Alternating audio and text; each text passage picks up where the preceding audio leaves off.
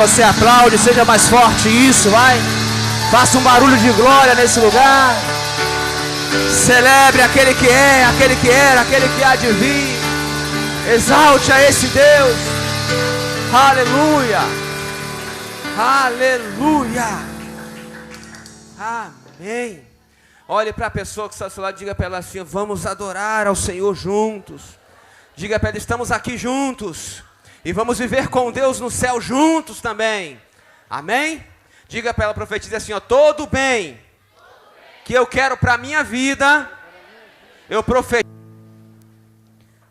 Valeu, Ministério de Louvor.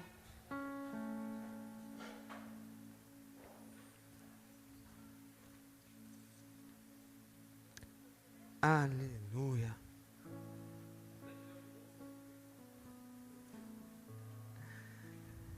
Tudo bem com vocês? Cadê as pessoas que nos visitam?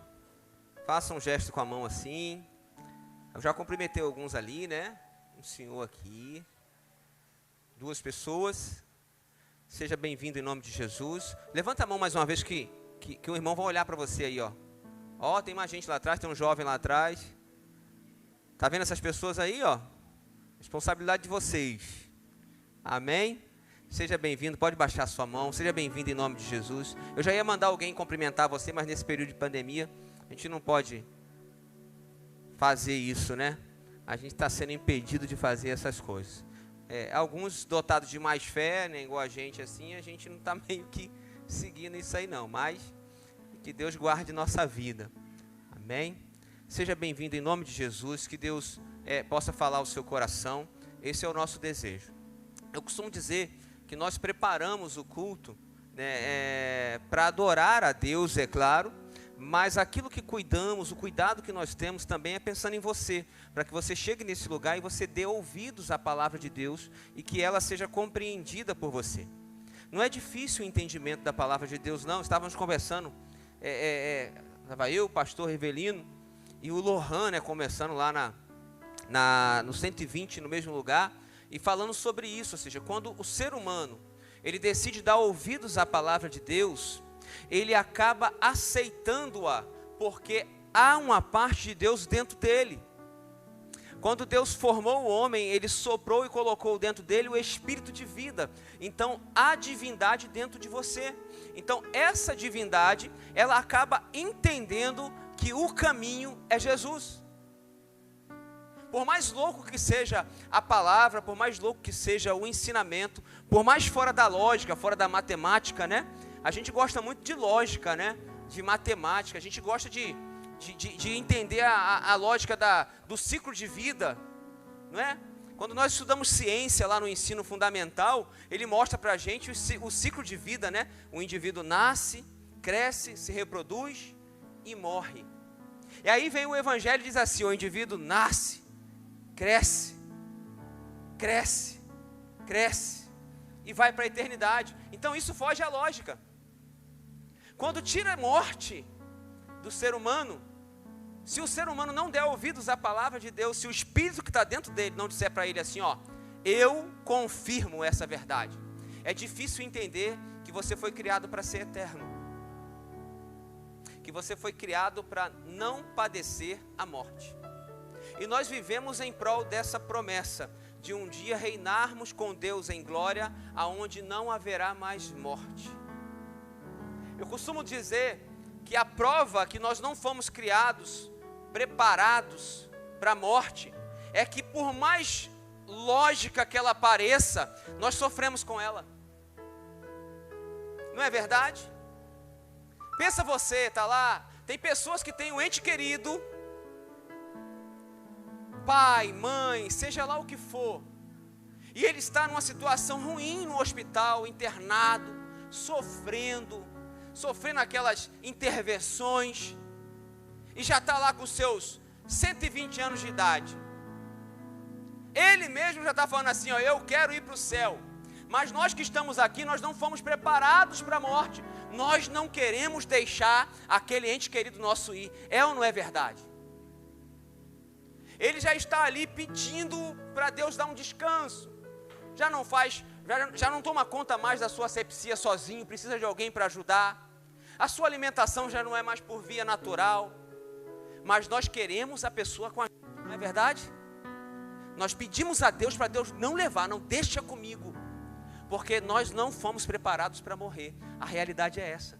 A morte sempre vai ser um problema para nós. E sabe quando isso vai acabar? Quando Jesus voltar para nos buscar.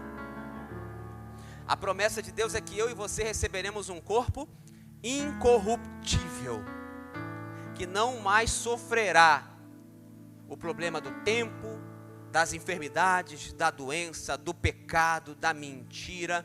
Nós viveremos eternamente com Deus, aonde não haverá mais morte. Olhe para a pessoa que está do seu lado e diga para ela assim: é boa essa palavra? Não é boa essa palavra? É boa. Então recebe ela no teu coração, porque o teu espírito vai testificar que essa palavra, ela é verdadeira. Amém? Aleluia. Então seja bem-vindo nesse lugar, ó Espírito Santo de Deus. Eu queria que você abrisse sua Bíblia no primeiro livro de Samuel, capítulo 30.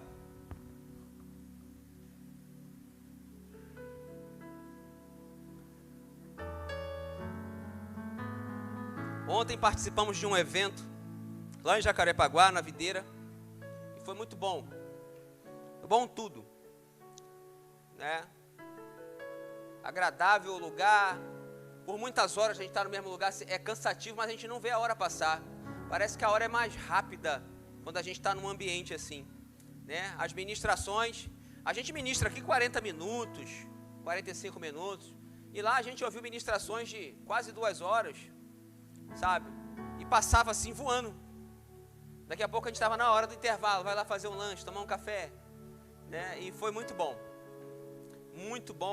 mesmo. E a gente conta com a sua participação na próxima vez. A gente partir em caravana para aquele lugar e você vai ver que é muito agradável, é muito bom, é muito salutar, como dizia um pastor batista meu, quando o povo de Deus se reúne com um só propósito, que é aprender mais do Senhor e cultuar o nome dele. Abriram aí? Qual foi o livro que eu falei? 1 Samuel, capítulo 30. Aleluia. O verso é o verso 1 ao verso 6. Diz assim a palavra do Senhor: Sucedeu, pois, que chegando Davi e os seus homens ao 3º dia, a cidade de Siclac, já os amalequitas, com ímpeto, tinham dado sobre o sul e sobre Ziclac, e tinham ferido a cidade, e a tinham posto fogo, e levaram cativas as mulheres que estavam nela, porém a ninguém mataram, nem pequenos e nem grandes, tão somente os levaram cativos, e foram pelo seu caminho. E Davi e os seus homens vieram à cidade, e eis que estava queimada a fogo, e suas mulheres e seus filhos e suas filhas eram levados cativos. Então Davi e o povo que se achava com ele levantaram a sua voz e choraram até que neles não havia mais força para chorar. Também as 2 mulheres de Davi foram levadas cativas. E Davi muito se angustiou, porque o povo falava em apedrejá-lo, porque o ânimo de todo o povo estava em amargura, cada um por causa dos seus filhos e de suas filhas. Todavia se esforçou Davi no Senhor, o seu Deus. Amém? Feche seus olhos comigo. Pai, essa é a tua palavra, nós oramos e agradecemos pelo privilégio de termos uma porção da palavra do livro sagrado em nossas mãos, por não termos represária, Senhor, que nos impeça de pregar a tua palavra em um ambiente como esse, repleto de pessoas ouvindo, de termos a liberdade, Senhor, de transmitirmos a pregação da tua palavra via internet, para quem puder alcançar, ó Pai. Então, muito obrigado. E que essa palavra, que essa porção de palavra possa alcançar vidas, e que essas vidas possam ser transformadas pelo poder da tua palavra. Em nome de Jesus é o que oramos. Amém. E graças a Deus. Amém? Aleluia. Então esse é um trecho da história em que estava bem próximo ali da fuga de Davi de Saul. Inclusive Davi estava voltando de uma batalha contra a própria Jerusalém. Saul estava meio loucão lá, tentando matar Davi, e Davi vinha voltado de uma batalha contra a própria Jerusalém, lutando lá contra os seus co-irmãos, porque Saul era o rei de Israel naquele período. E ele tentava matar Davi. E ele teve sucesso na batalha. E voltando da batalha, ele encontra essa situação deplorável na cidade em que ele tinha construído seus acampamentos e decidido viver ali com suas famílias. E quando ele chegou lá, diz o texto, ele encontrou a cidade destruída. Tacaram fogo nela. Uns indivíduos chamados amalequitas, mais próximo, ainda vamos ter o do R.R. Soares, assim, aquele transparente. Estou me advertindo ali, o técnico está me dando bronca ali atrás. Vocês não viram, mas ele está me dando bronca. Ele falou que da próxima vez ele vai cortar o som, se eu não colocar o microfone mais próximo assim. Vou tentar aqui. Então, ele volta e encontra essa situação deplorável. Os amalequitas, eles chegaram na cidade, destruíram tudo e levaram todo mundo cativo.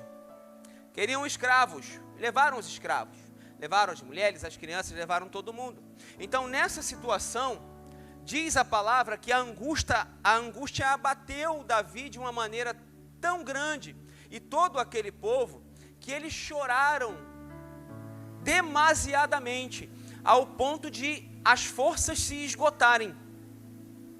Eu não sei se você já chegou a um nível assim, de ter uma perda que provocou em você esse tipo de choro, esse tipo de desabafo que você chorou, ao ponto de causar cansaço em você. Não é o choro de você ver o Leonardo DiCaprio se afogando lá no filme Titanic, não. Sabe, não é o choro de você ver um filme emocionante, de você uma música que te toca, não. É o choro realmente de uma perda, de algo que você olha assim, e aparentemente não há volta para isso que eu perdi. Então foi esse choro, essa angústia que acometeu aquele povo foi tão pesada, foi tão grande, que eles choraram ao ponto de perderem as suas forças. E eu sei que como seres humanos nós temos perdas em nossas vidas que causam essas grandes tristezas, não é verdade? É verdade. Um dia vai acabar. Como falei no início, a morte não foi feita para a gente. Enquanto houver morte, nós vamos estar chorando, e chorando muito. Chorando muito, porque não fomos preparados para isso. Então a situação de Davi era essa. Ele sofreu uma grande perda.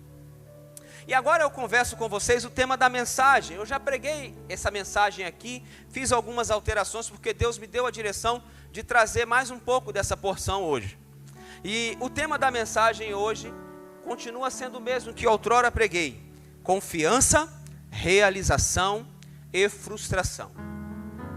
Repita comigo: confiança, realização e frustração.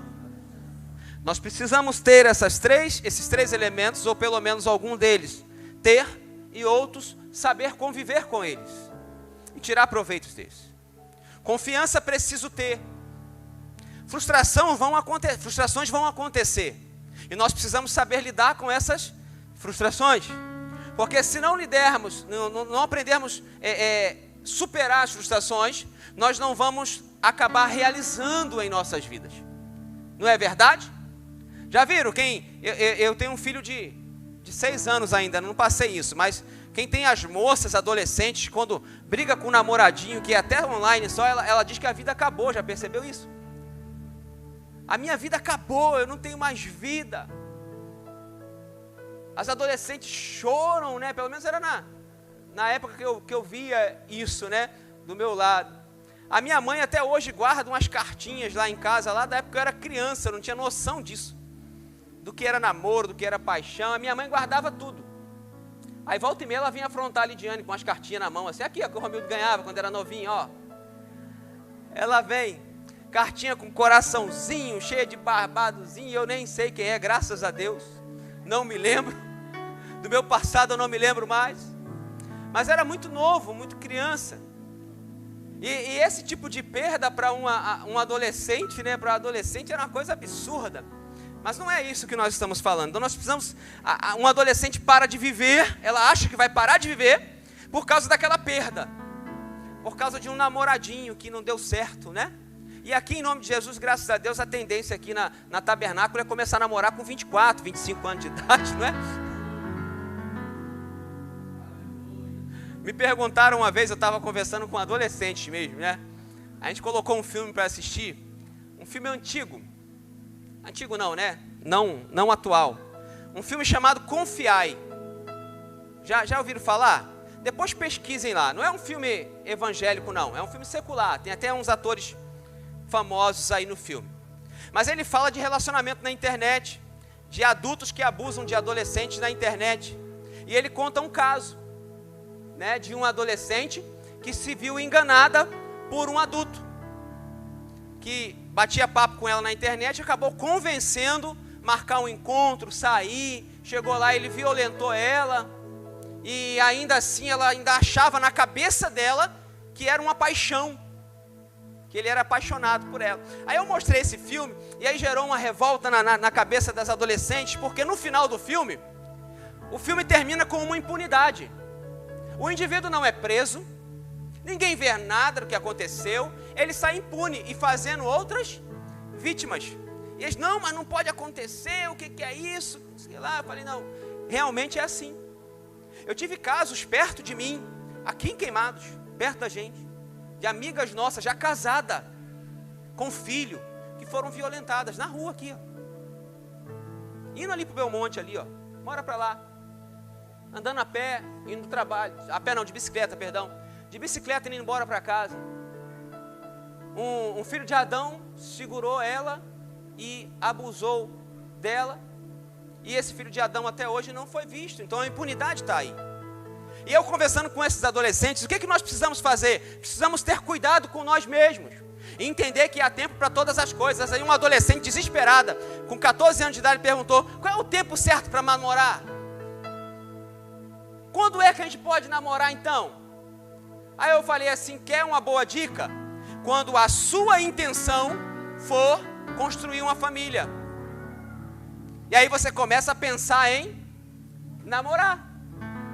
Você vai remir um pouco de sofrimento e de problema. Ah, não significa que eu vou namorar e vou casar com esse... Não foi isso que eu disse.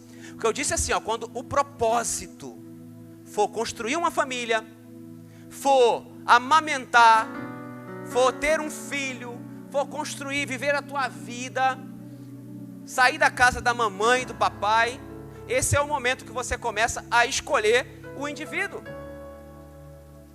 ou a indivídua que você quer para viver para o resto da sua vida. E o resto da sua vida é muito tempo para você viver com qualquer um ou qualquer uma. Consegue compreender? Então, esse tipo de sofrimento não pode parar a nossa vida, porque nesse processo de escolha da pessoa que vai viver contigo, que você vai sair de toda a tua normalidade do lar, do papai pagando as contas, comprando a comida, de sair de todo dessa zona de conforto, esse processo de escolha tem que ser tratado com grande frieza. Uma tia minha, chamada Gessi, ela costuma brincar e falar assim, não, tem que jogar para Iemanjá. Quando o traste for ruim, você pega um barquinho preto e branco, bota ele dentro e joga na praia. E provavelmente corre o risco dela devolver. Se ela devolveu, tu vai pegar para quê? Então deixa quieto. Então esse processo de escolha não pode fazer parte dessa frustração que provoca choro em você, ao ponto de você perder as suas forças, amém?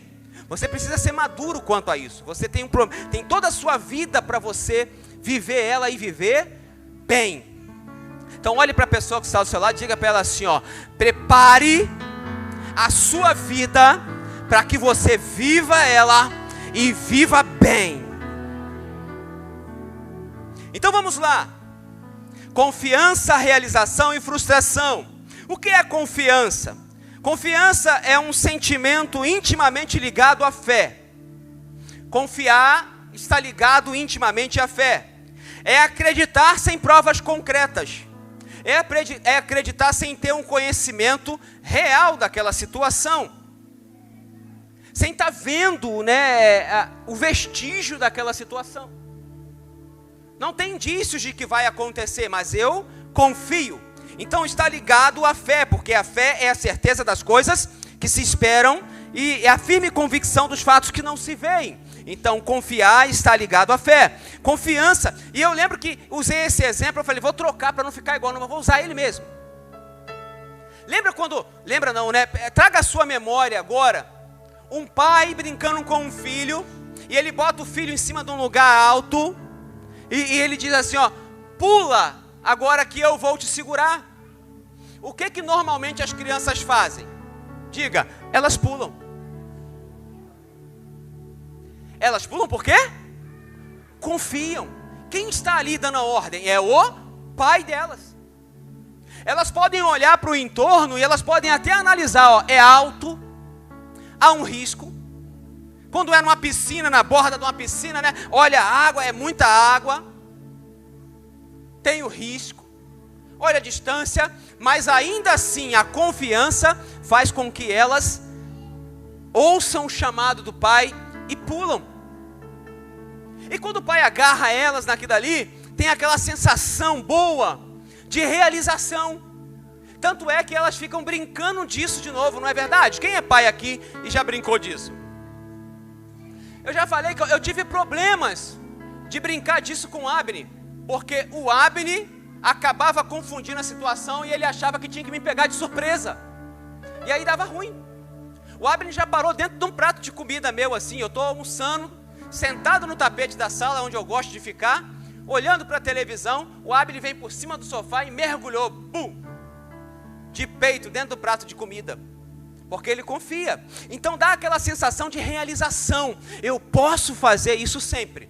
Então quando nós confiamos e abraçamos essa confiança e realizamos algo respaldados nessa confiança, nós temos uma sensação de realização. É ou não é? Nós ficamos realizados. E o que é ser realizado? É o que desejamos e por isso pregamos, ensinamos e profetizamos e queremos ter saciado todos os nossos sonhos. A realização é isso. É alcançar o que um pastor amigo meu chamado pastor Carlinhos, era Carlos Crete, mas ele ensinava, a gente já chamava ele carinhosamente pastor Carlinhos. E ele falava assim, ó, nós precisamos alcançar a prosperidade harmoniosa. Harmoniosa, que combina. Eu não sei se dá ali para fazer uma tríade certa e uma tríade errada aí, para ver se dá para a gente ver a diferença. Ficou meio ruim. Faz a certa, faz a certa. Tem harmonia, bate de novo a certa. Agora bate uma errada aí. A gente vai cantar o que com isso? Não tem harmonia. Então quando ele me ensinava assim, nós precisamos de ter uma prosperidade harmoniosa. Você precisa de dinheiro? Precisa, mas você precisa só de dinheiro? Não. Você precisa de uma casa, mas só de uma casa? Não. Você precisa de formar a sua família, um casamento, mas só isso? Também não. Porque se você tiver dinheiro, você tiver um casamento, mas dentro desse casamento tem agressão, tem violência, não vale de nada. A prosperidade não combina, não vai ter música nisso aí. Então o que nós buscamos para a realização do ser humano é a prosperidade harmoniosa. Olhe para a pessoa que está do seu lado, diga para ela assim, ó, todas as áreas da sua vida vão ser banhadas pela prosperidade de Deus. Você será uma pessoa realizada na presença de Deus. Amém? Aleluia. Mas quando isso não acontece, e quando existe algo que dá errado, quando os nossos sonhos não são alcançados, acontece o que nós chamamos no início de frustração. E em resumo, tudo isso que falei com vocês, a confiança nos propicia realizações. E a falta de confiança impede as realizações e gera frustrados, que tem como principal característica a prática da crítica, que tem a característica da inércia, de decidir não fazer nada por causa de uma frustração, ou decidir ficar tão cruel ao ponto de criticar aqueles que estão conseguindo. Então a frustração, e nós vamos começar, o ponto primeiro é esse: frustração é sinônimo de incompleto, insatisfeito. Se você for no dicionário, você vai encontrar isso lá. O que é frustração? É algo que ficou incompleto, ficou por fazer. É uma insatisfação. É algo que não é perfeito. É como aquele exemplo que eu dei: você ser bem casado, você ser bem empregado, mas no seu casamento, a agressão, a traição, a adultério. Isso não é bom. O bom é quando tudo isso está em, diga, harmonia. Amém? Como diz o nosso amigo Edir Macedo, sim ou não? Então, estando em harmonia, tudo vai bem. Agora, a frustração, no princípio, ela causa angústia, assim como causou em Davi, uma sensação de impotência e fraqueza. Mas no íntimo, ela está criando um indivíduo também que pode ser agressivo ou incompreensível com as outras pessoas.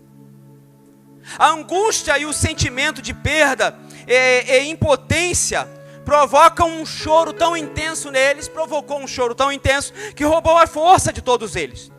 No princípio ficamos assim, sensíveis e frágeis, quando o nosso sonho não se realiza, ou o projeto dá errado.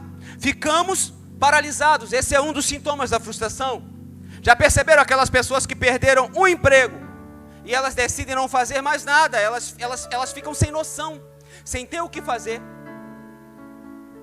Alguém já foi assaltado na rua e aí já levaram o celular de vocês? Qual foi a reação? Tem pessoas que partem para cima, correm atrás do indivíduo, mas tem pessoas que ficam assim, ó. 2007, 2008, eu estava trabalhando, eu era microempresário do setor de transporte, eu era mototáxi. Eu possuía um funcionário e um veículo, que era eu mesmo. Então, eu trabalhando em Queimados, em 2009, foi um auge de furto de moto em Queimados. Teve uma reportagem que Queimados, no RJTV, que Queimados era a cidade do Rio de Janeiro que mais possuía motocicletas. E aí, os amigos, filhos de Adão, vinham para Queimados. E teve um filho de Adão que ele furtou 9 motos em 9 dias seguidos, consecutivos. Na 9ª moto, pegaram ele. Mas teve um amigo meu que pegou, e era sempre o mesmo proceder, o mesmo modus operandi. Pegava como passageiro no meio do caminho ou no destino, rendia e levava a moto. E um amigo nosso, 2 indivíduos pegaram a moto e ele estava no meio dela. Pegaram em direção ali a Nova Iguaçu, pararam no posto de Luiz, aqui na rodovia Presidente Dutra. E quando chegou lá, deram voz de assalto.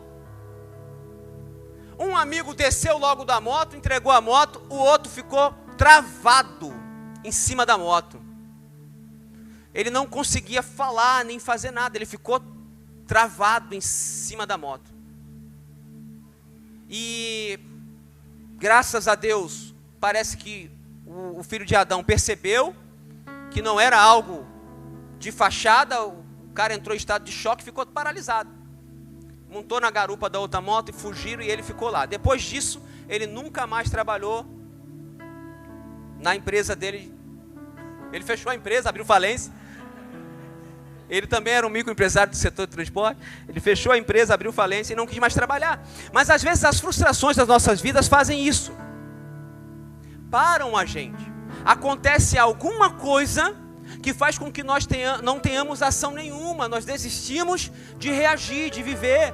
Nós achamos que está tudo acabado. Consegue compreender isso?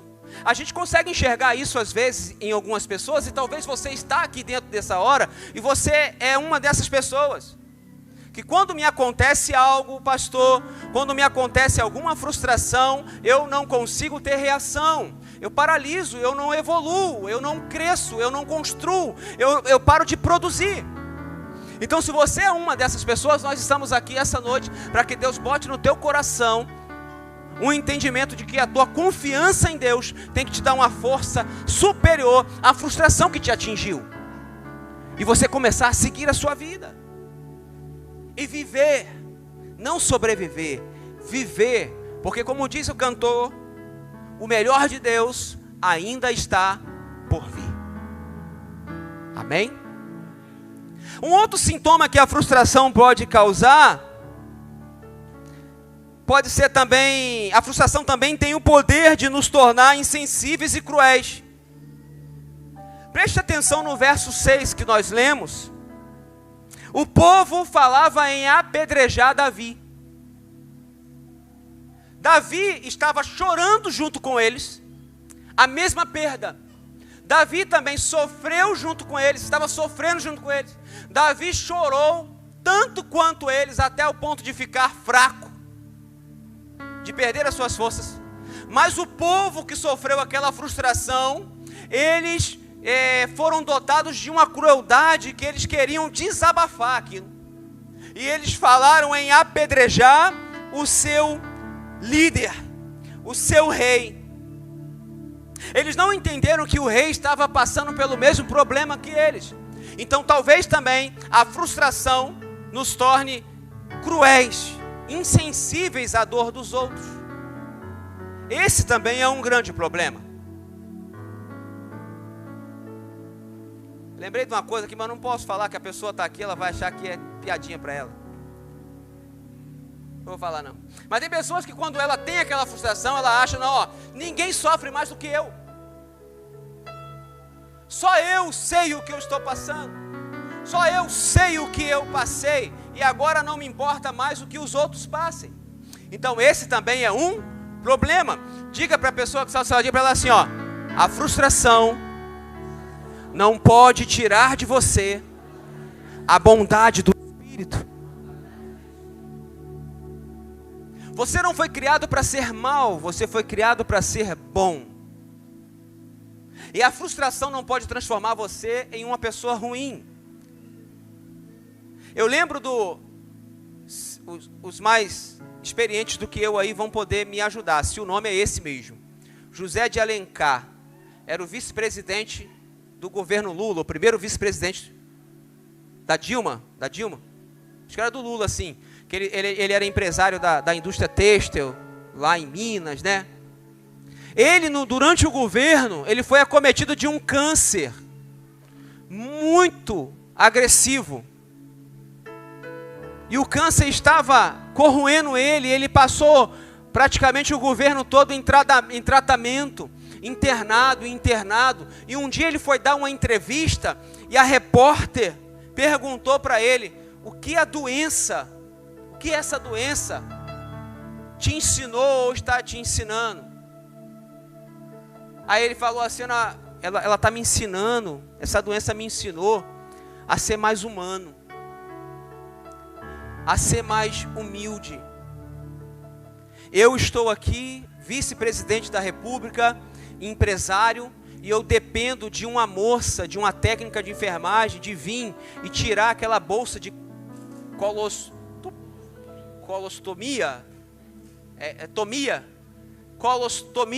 Vem uma moça que não está no meu patamar, não tem o meu cargo, não tem a minha condição financeira, e eu dependo dela. Então a doença me ensinou a ser, olha a palavra que ele usou, a doença me ensinou a ser melhor.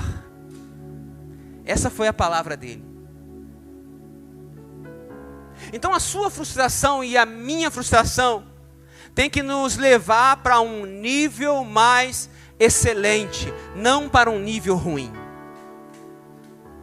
Não nos rebaixar, ela precisa nos levar a um nível mais alto.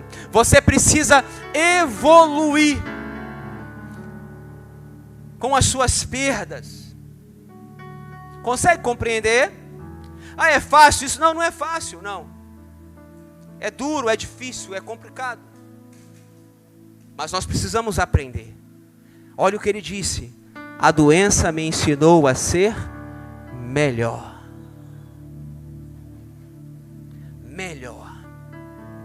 as suas frustrações e as minhas frustrações é o anjo passeando no meio da igreja. Tiver dando trabalho, pode deixar na porta lá de casa, que eu pego para mim. Ainda mais assim já. Vou ensinar ela a brincar de nerfs, fatiar e passar. Vai aprender todas essas brincadeiras lúdicas, educativas, que o Abner sabe muito bem. O Abner, com 1 aninho de idade, ele entrava pela casa da Romilda. A casa dela é bem dividida, né? Tem o corredor, os cômodos de um lado para o outro. Ele entrava fatiando e passando. Ele ia de quarto em quarto. Limpo! Limpo!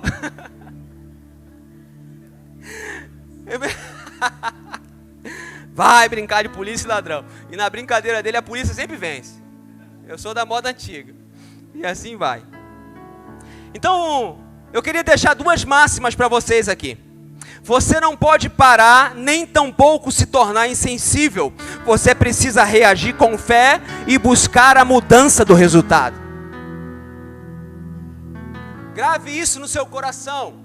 Reaja e haja com fé e busque a mudança do resultado, porque uma frustração não pode definir o fracasso de toda uma vida.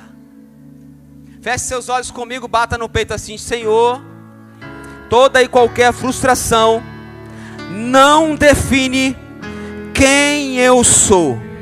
Diga: quem define quem eu sou, onde eu posso chegar, ou o que posso alcançar, é a fé que eu tenho em Ti, em nome de Jesus. Aleluia. Confiança, o que é confiança?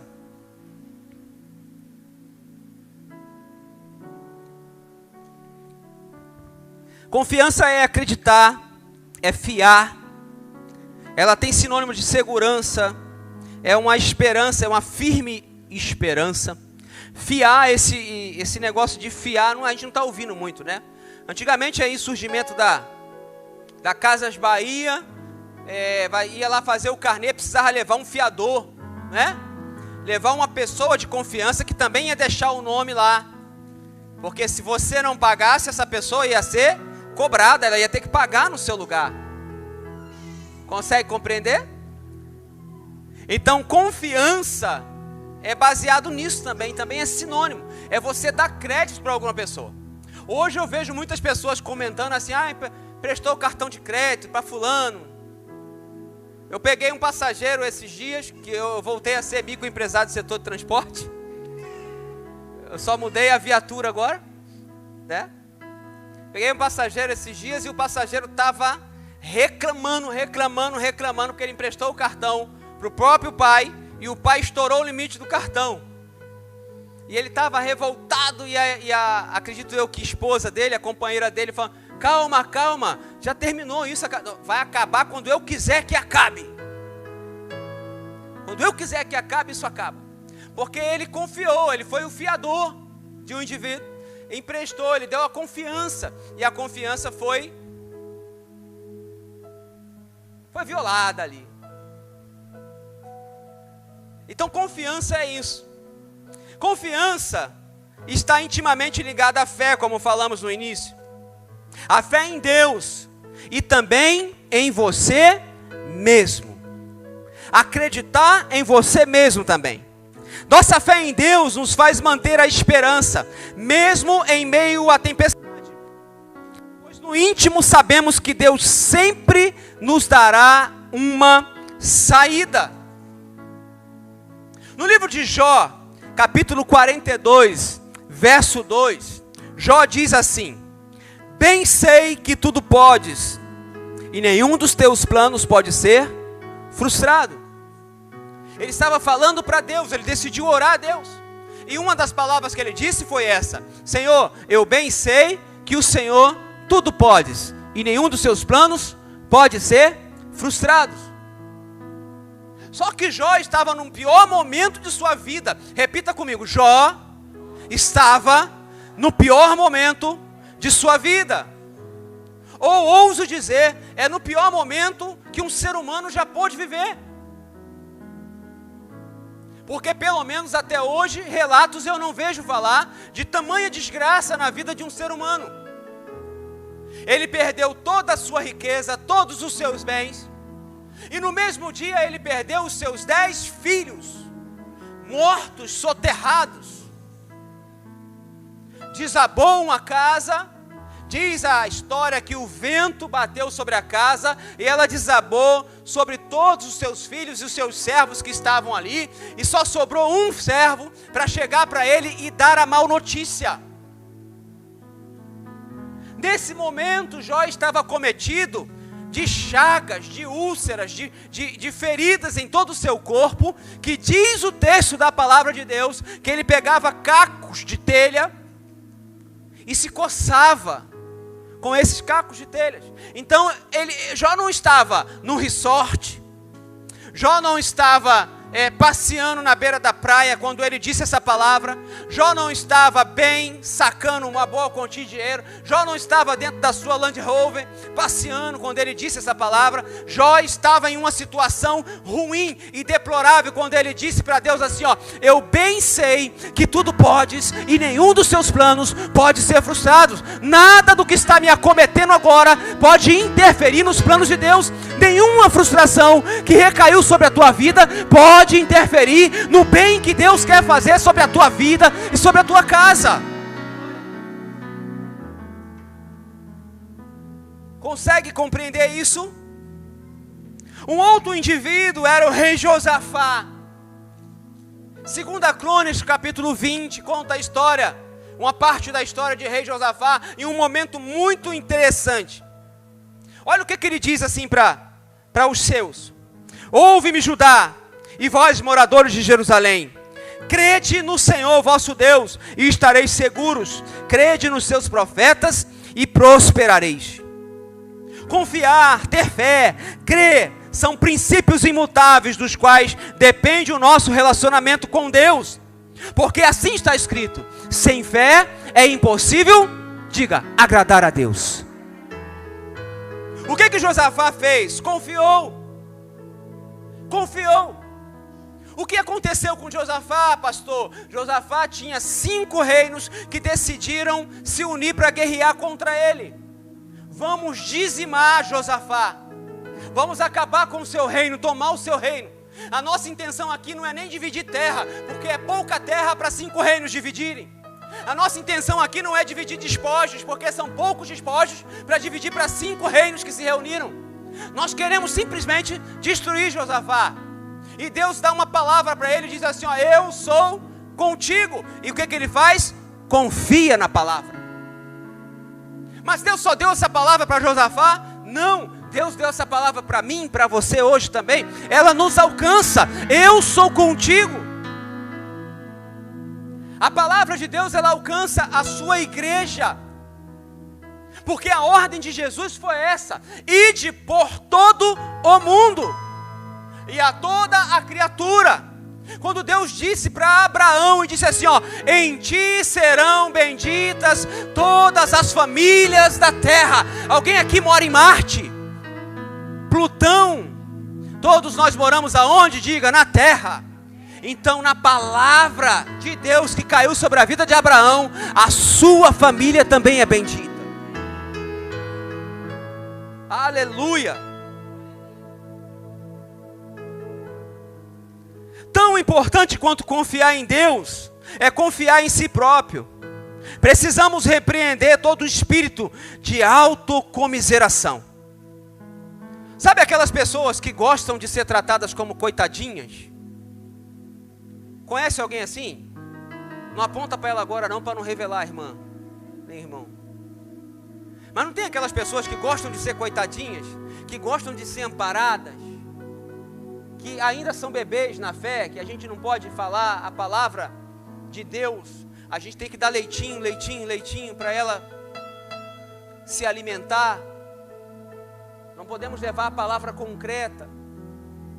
Existem pessoas assim, você e eu não podemos ser essas pessoas, que abraçamos a autocomiseração e nos damos por satisfeitos. Confiar em você próprio é crucial também para que a confiança que há em Deus, ela exerça resultados. Ela provoque resultados. Quando Deus te promete algo, Ele te dá o caminho para buscar esse algo. Lembra de Davi quando declarou a solene frase: uma coisa eu peço ao Senhor e a buscarei. O que Davi disse? Eu estou pedindo a Deus o que eu quero. Então, como eu pedi a Deus o que eu quero, eu confio que Ele é poderoso para me conceder. O que eu vou fazer agora? Diga, buscar essa coisa. Eu vou trabalhar em prol de conseguir, de conquistar, de edificar, porque a confiança que eu tenho em Deus me faz agir. Eu não posso simplesmente ser um coitadinho e abraçar a causa de ser um ajudado, para mim tá bom. Não é um bom espírito para se ter, o espírito de autocomiseração. A confiança em Deus precisa aguçar a confiança que temos em nós mesmos. Me ajude a pregar. Olhe para a pessoa que está ao seu lado e diga para ela assim, pergunte para ela, você tem um sonho? Tem um sonho? Então diga para ela assim, ó, você é capaz de realizar esse sonho. Pergunte para ela, você confia em Deus? Então eu confio em você, você vai realizar esse sonho.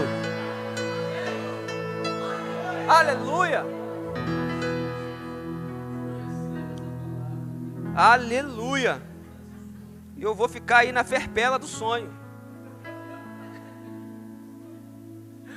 Eu não quero meter o gol, eu quero só tocar a bola ou comemorar, já tá bom para mim. Aleluia. Olha só, esse espírito de autocomiseração não condiz com o chamado de Deus para a tua vida. Em Deuteronômio no capítulo 28, verso 13, há uma promessa de Deus para aqueles que são dele e confiam na palavra dele. Ele diz assim, ó, e o Senhor te porá por cabeça e não por cauda. Só estarás em cima e não debaixo, se obedecerdes os mandamentos do Senhor teu Deus, que hoje te ordeno para os guardar e cumprir. Se você vê alguém se comportando como um coitadinho, você diz para ele assim, ó, não condiz com o servo do Senhor. E quando eu falo coitadinho, é aquela pessoa que gosta daquilo, que gosta de ser aquele que é ajudado, que é aquele que é carregado, sabe? Isso não é bom. O natural do ser humano é ter um mínimo de orgulho possível, não é? O natural do ser humano é ele gostar de tirar onda pagando a conta, não é verdade? O natural é esse. Agora aquele indivíduo que está sempre de gaiato ali, de lona. Eu falei uma palavra uma vez. A gente fez uma cantina. Lá não é cantina, né? Na videira, não, cantina não. Lanchonete. Não foi aqui não, foi em outro lugar que eu congreguei. E a gente fez durante vários períodos, né? Vários cultos. A gente foi fazendo para arrecadar dinheiro, porque a gente tinha um propósito a alcançar. Só que assim, a gente não tinha experiência. Então sempre sobrava algumas coisas. E sobrou já era, né? A gente estava trabalhando com... Eu não lembro o que foi na época. Eu sei que perecia. A gente não podia guardar para daqui a 7 dias. Mas sobrava. Tinha aqueles irmãos que ficavam depois do culto esperando ninguém mais comprar. Eles esperavam a sobra. E ficava rodando ali, rodando. E eu digo para você assim, não era questão de necessidade, não era. Porque quando a gente tem necessidade, a gente também tem, na mesma proporção que a gente tem necessidade, a gente tem vergonha, não é verdade? Quem gosta de pedir dinheiro emprestado aqui, gente? Não é natural você ter facilidade de pedir. Não é natural. E aí esse abençoado ficava rodando. Aí eu vi culto a mesma coisa, segundo a mesma coisa. Lá quarto, quinto evento, a mesma coisa. Eu me enfureci. Eu já estava num lugar que me treinava para isso, para ser ignorante. E eu me enfureci. Eu botei o dedo no semblante daquele rapaz e falei assim, ó: eu mato a tua fome, mas eu não alimento a tua miséria. Porque o que nós estamos fazendo aqui durante todos esses dias não é matar a tua fome, é alimentar a tua miséria, porque você está se comportando como um miserável. Então, em nome de Jesus, tira essa prática da tua vida. O coitado arregalou um olho assim.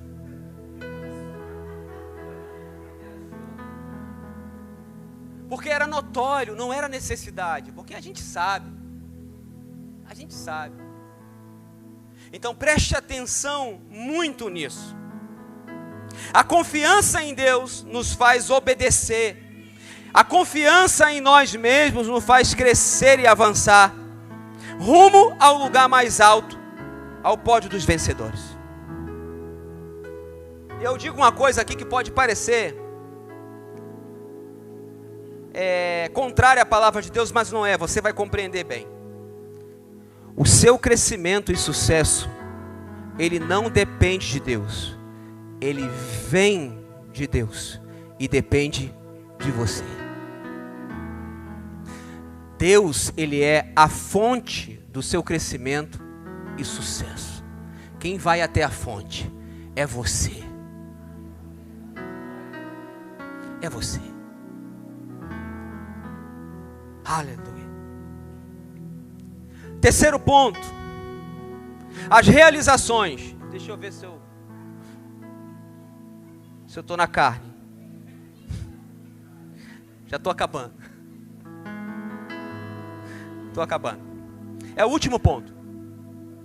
As realizações. Realização. Olha só o sinônimo de realização. Execução. Ação. Ato. Efetuar. Prática. Então a realização, ela não está ligada a uma linha de chegada, a um fim. A realização está ligada a uma constância de vida. A realização está ligada a você viver de realizações em realizações. Não é um fim. Você pode abrir o dicionário que você quiser, que você vai ver. Realização é execução, não é algo executado. A realização é uma ação, não é algo que já foi feito. É algo que está sendo feito, é algo que é feito constantemente. É uma realidade na sua vida e na minha vida. Então profetiza sobre a sua vida, diga assim, ó: eu serei uma pessoa realizada. É uma constância, é continuidade. Você já viu alguém ser campeão uma vez e parar?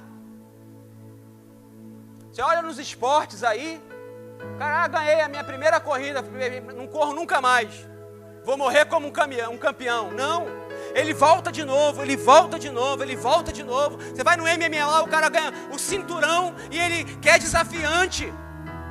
E fica sendo desafiado, porque a realização vai durante toda a sua vida, a sua constância de vida. Abrace essa causa para você. Olha o que aconteceu.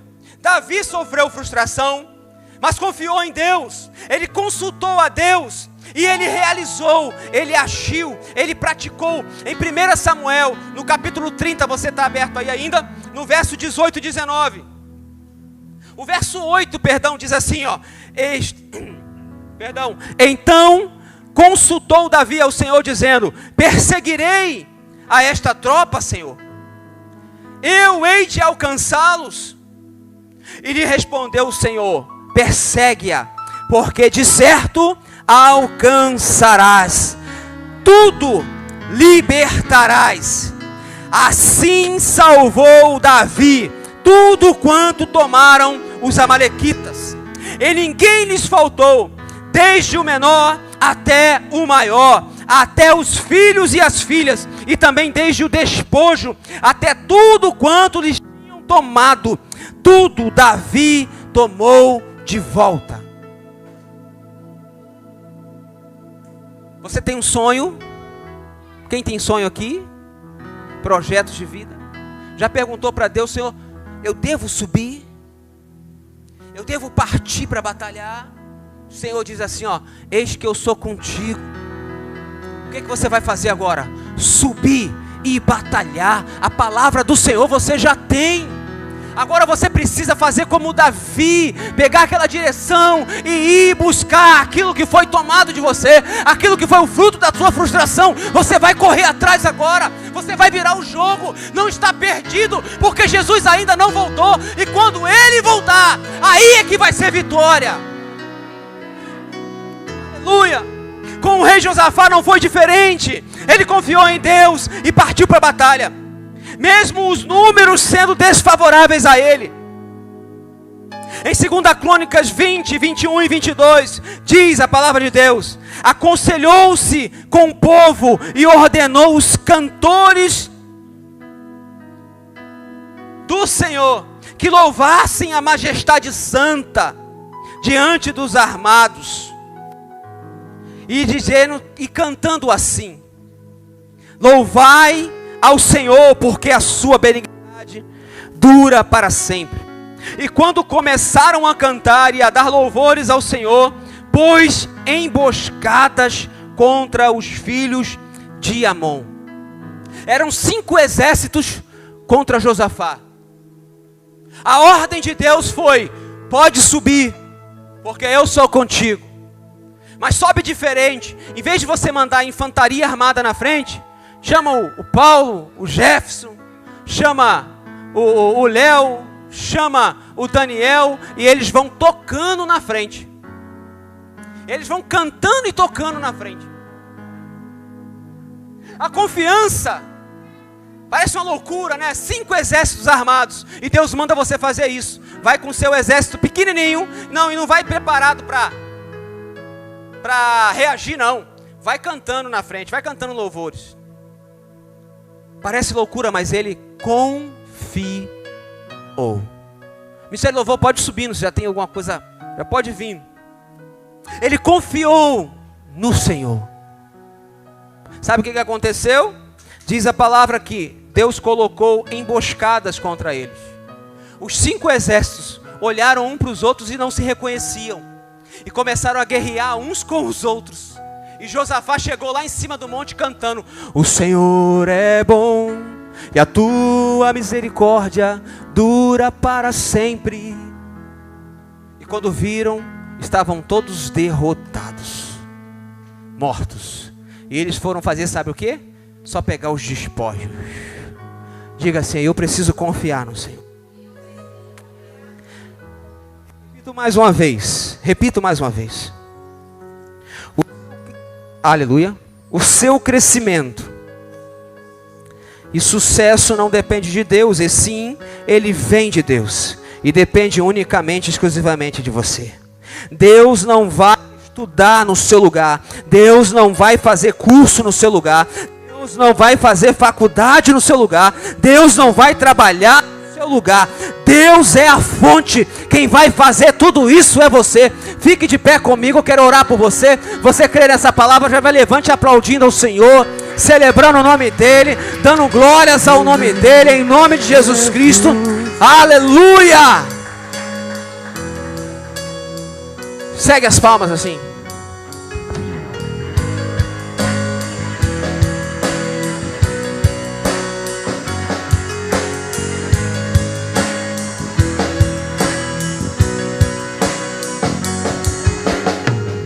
Pra que pedir às pessoas quando se pode pedir aos céus? Pra que implorar a atenção dos homens quando os céus conspiram a teu favor? Aquele que se inclina a ouvir o teu clamor está aqui, Deus Todo-Poderoso. Declare: abra sua boca e profetiza. Profetiza, abre sua boca e veja o milagre acontecer. Abre sua boca e profetiza, profetiza. Abre a sua boca e veja o milagre acontecer.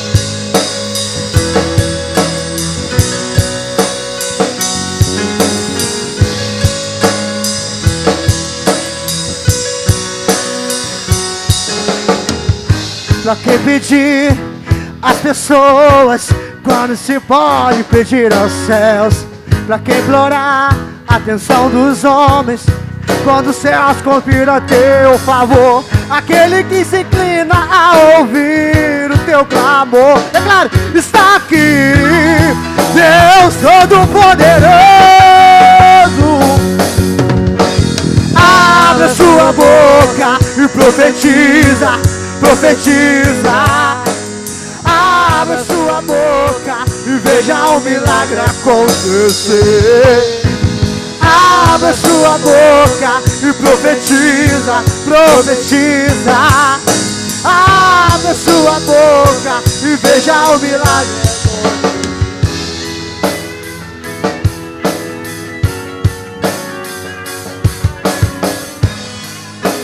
Eu confio em ti, Senhor. Levante suas mãos e declare isso. Eu confio em ti. Somos mais que vencedores. Eu confio em ti.